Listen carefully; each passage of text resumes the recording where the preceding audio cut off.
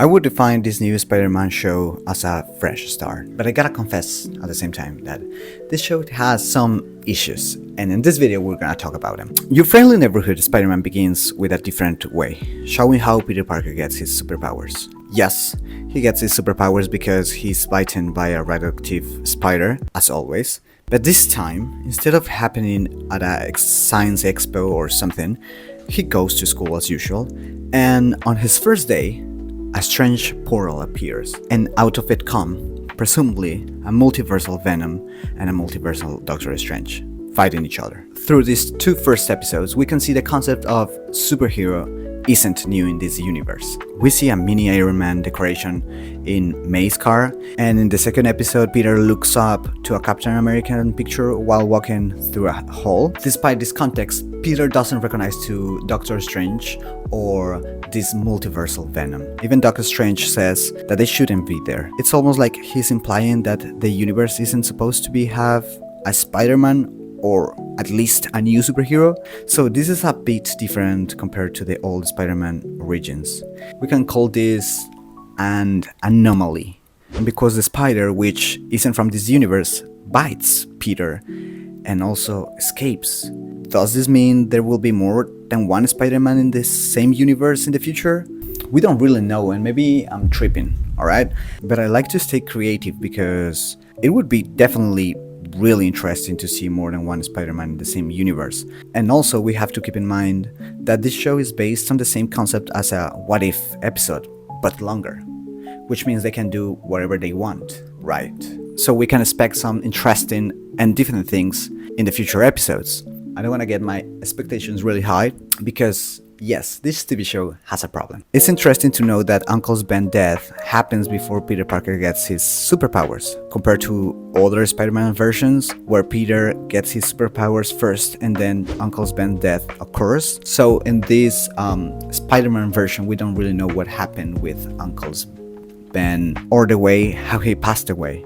I'm pretty sure they will be explained in the future episodes, but for now, it's still up in the air. Even though the animation is clean, the soundtracks are pretty good, and there is this fresh take on Spider-Man. I have to say, through the first two episodes, we don't really see a clear conflict. We don't have a villain. Yeah, we meet Norman Osborn and the deal he offers to Peter because he thinks Peter is one of the smartest guys in the city, and eventually, in the same episode, Osborn finds out that Peter Parker is actually Spider-Man, but we still don't see who the villain is or what Peter Parker is going to fight against. His motivations aren't clear, and that will be a problem in future episodes. Okay, I get it. We got just the first two episodes, but we need to be clear what is gonna Peter Parker fight against. And I'm not saying against a villain, maybe it would be personal or inner conflicts, but we don't have either of those. In the first episode, we get a 6-month time jump since Peter was bitten by a radioactive spider, and he's already become a superhero. Peter created a web sliding system to move through the city using a backpack, some compressed air,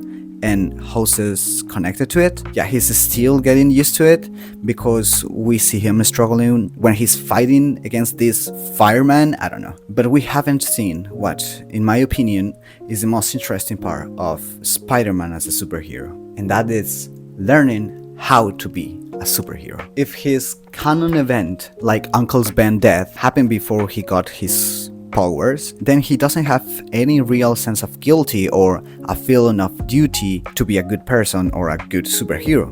In my opinion, that's what makes Spider-Man Spider-Man, understanding his background and connecting to the way he deals with his problems. But for now, Peter's issues seem more about social interactions and his crush on his ex-babysitter. Perhaps that's why his goals and motivations aren't clear yet, and hopefully they can fix that in the future episodes. I'm just doing this video because I watched the two first episodes. I haven't read the comments, nor I am one of the old school Spider-Man fans. I'm just talking and reviewing based on what I saw in these first two episodes. Don't get me wrong, okay? I like the TV show. I like those first two episodes. Even though I recognize they have some issues or there are not clear some stuff, I like them though. And I'm glad that many people who thought the show would be bad are now interested because of how it started with this fresh air. but in my opinion, they need to justify Spider-Man's actions with a solid background. Otherwise, it could be boring, like the early Tom Holland Spider-Man movies, where he lacked motivation